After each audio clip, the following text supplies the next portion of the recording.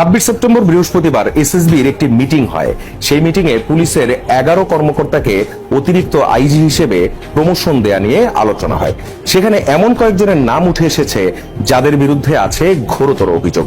তাদের কয়েকজনের মধ্যে একজন ডিআইজি গোলাম রসুল, যিনি পুলিশ স্টাফ কলেজের ডিআইজি, সবশেষ বঙ্গবন্ধু কর্নার নির্মাণ, বঙ্গবন্ধুর বন্দনা, পুলিশের গবেষণা ও উন্নয়নে বঙ্গবন্ধু সেন্টারের প্রস্তাব তিনি নিজ উদ্যোগেই তৈরি করেছিলেন। এমনকি ঊর্ধ্বতন কর্মকর্তাদের পাশ কাটিয়ে সরাসরি মন্ত্রণালয়ে প্রস্তাব পাঠিয়ে নিজেকে সরকারের একনিষ্ঠ প্রমাণে মরিয়া হয়ে উঠেছিলেন। এই গোলাম রসুল এখন ভুল পাল্টে পুলিশের অতিরিক্ত আইজি হওয়ার লাইনে। এরপরই যার নাম ডক্টর খন্দকার মহিদুদ্দিন। সাবেক ডিএমপি কমিশনার হাবিবুর রহমানের ঘনিষ্ঠ সহচর ছিলেন। 5 আগস্ট থেকে আড়ালে তবুও তার প্রমোশন নিয়ে আলোচনা।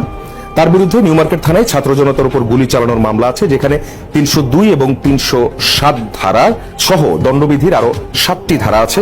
বিস্ফোরক আইনের 3 ও 6 ধারায় মামলা আছে। একই সঙ্গে মোহাম্মদপুর থানায় আরো 2টি মামলা আছে, যেখানে তিনি একটিতে 14 নম্বর আসামি, একটিতে তিনি 20 নম্বর আসামি, এবং সেখানেও প্যানেল কোডের জামিন অযোগ্য সব ধারা তার বিরুদ্ধে। গোলাম কিবরিয়া শেখ হাসিনার পুলিশ প্রটোকল এসপিবিএম এর প্রধান ছিলেন। এর আগে সিলেটের পুলিশ কমিশনার থাকা অবস্থায় পুলিশি নির্যাতনে রায়হান হত্যার মূল হোতা এসআই আকবরকে গ্রেফতার না করে বিদেশে পালিয়ে যেতে সাহায্য করেছিলেন এই কিবরিয়া। এরপর নাম আসছে কুসুম দেওয়ানের, যিনি সিআইডিতে থাকার সময় সে সময়কার বিতর্কিত সব তদন্ত রিপোর্ট এবং সেগুলোর আলামত তিনি গায়েব করে দিয়েছিলেন, এমন অভিযোগ তার বিরুদ্ধে। কুসুম দেওয়ান ও ডক্টর মহিদুদ্দিন এরই মধ্যে 19 ফেব্রুয়ারি সুপার নিউমারি ক্যাটাগরিতে অতিরিক্ত আইজি পদ পেয়েছেন। এখন তা স্থায়ী করার বন্দোবস্তে ব্যস্ত তারা। এছাড়াও আসছে বর্তমানে এসবির যিনি প্রধান শাহ আলম, তার বিরুদ্ধে। অবসরে যাওয়ার কথা তার 2 অক্টোবর, এরই মধ্যে তিনি চুক্তিভিত্তিক নিয়োগের আবেদন করেছেন। বাধ্যতামূলক অবসরপ্রাপ্ত অতিরিক্ত আইজিপি মীর রেজাউল আলম 18 সেপ্টেম্বর রাত 10:30টায় MH103 ফ্লাইট যোগে সিডনির উদ্দেশ্যে ঢাকা ত্যাগ করেন। এয়ারপোর্টে ইমিগ্রেশন থেকে এসবির প্রধান শাহ আলমকে জানানো হয় বিষয়টি। গোয়েন্দা সংস্থার তথ্য বলছে, জবাবে শাহ আলম বলেছিলেন তাকে যেন যেতে দেওয়া হয়।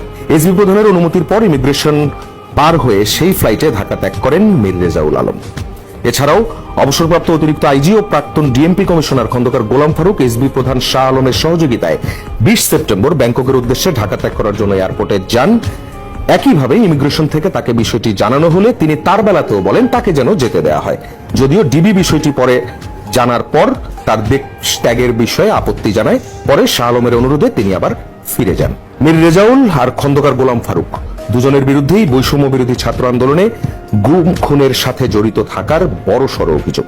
এসবি প্রধান শাহ আলম যোগদানের পর থেকে অনেক গুরুত্বপূর্ণ মামলার আসামিদের দেশ ত্যাগে সহযোগিতা করেছেন, এমন অভিযোগও পাওয়া যাচ্ছে। শুধু তাই নয়, এই শাহ আলম নিজে অতিরিক্ত আইজি না হয়েও অতিরিক্ত আইজির প্যাড ব্যবহার করছেন, এবং যেই প্যাডে তিনি একজন কর্মকর্তাকে পোস্টিং না দিয়ে ঢাকায় রাখার জন্য পুলিশের যিনি ইন্সপেক্টর জেনারেল তার কাছে অনুরোধ করছেন। পুরো বিষয়টি আমরা জানাই স্বরাষ্ট্র মন্ত্রণালয়ের জননিরাপত্তা বিভাগের সিনিয়র সচিব ডক্টর আব্দুল মোমেনকে।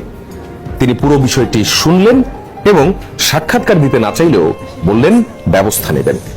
এখন দেখার অপেক্ষা কি ব্যবস্থা নেয় অন্তর্বর্তী সরকার।